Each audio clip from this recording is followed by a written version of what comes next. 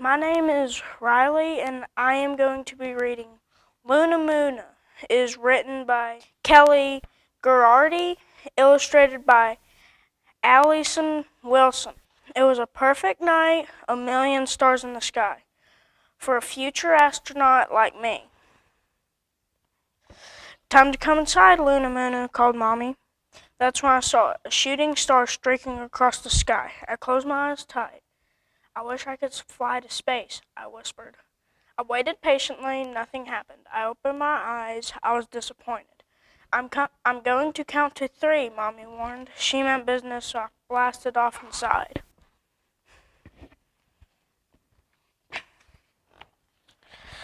Good night, Luna Moona, said Mommy. Dream big, said Daddy. I closed my eyes and tried to sleep.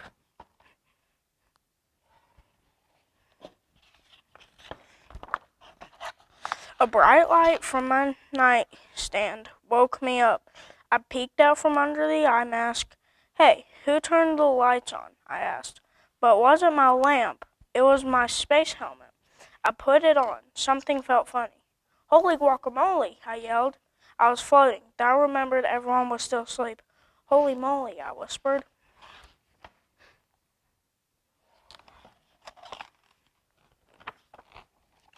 I floated carefully to the ceiling, then down to the floor, then up again. I was getting the hang of this astronaut business. I was a natural. I did a push-up on one hand, then one finger. I pirouetted past my posters and cannonballed through the air. I tried to twirl with Rover, but he wouldn't cooperate. I decided to go exploring.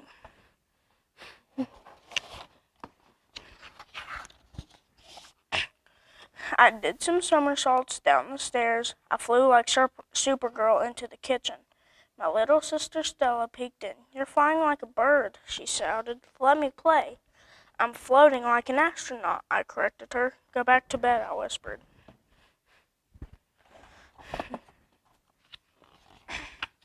I floated right up to the highest shelf and grabbed the cereal Mommy saves for special occasions. This was the most special occasion ever.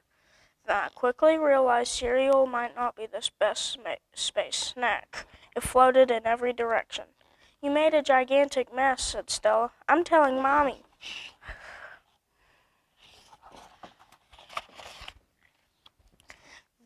Just then an idea hit me. It was my best one ever. Follow me, I told Stella. I had a plan, but I was going to need to jump high. Really, really high. I dashed to the backyard. Count me down, Stella, I called from the trampoline. 3, 2, 1, blast off, she yelled back. I bounced harder than I'd ever bounced before.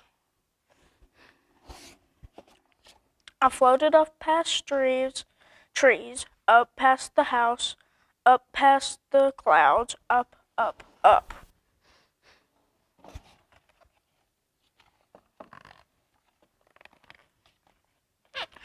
Then I was there, Luna Moona, the first little girl on the moon.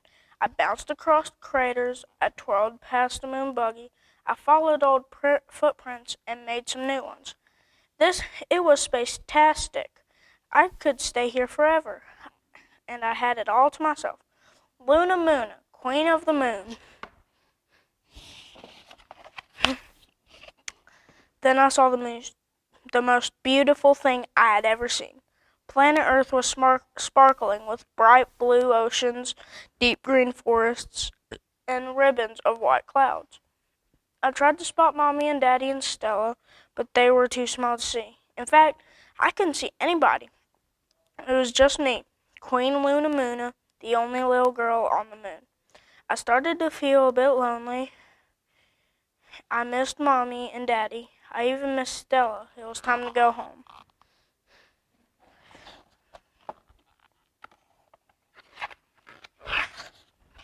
I floated down, down, down, down, down past the space station, down past the spacecraft and the airplane, down past the clouds and the trees and the house, all the way down to my cozy bed.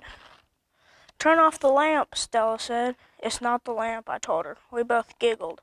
Space is great, and I'm going to be an astronaut one day, but there's no place like home.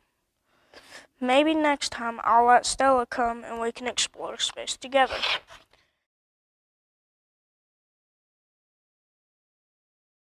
More than 400,000 people worked on the Apollo program, landing 12 men on the moon from 1969 to 1972.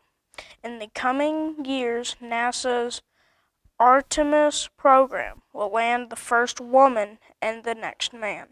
There's no dark side of the moon. The dark side refers to the hemisphere of the moon that's facing away from Earth.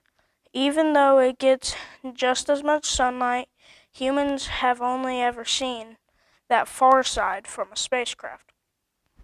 Humans have left a lot of things on the moon.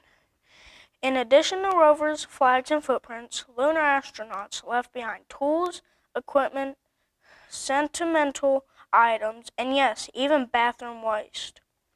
Leaving items behind made room for them to carry home precious moon rocks.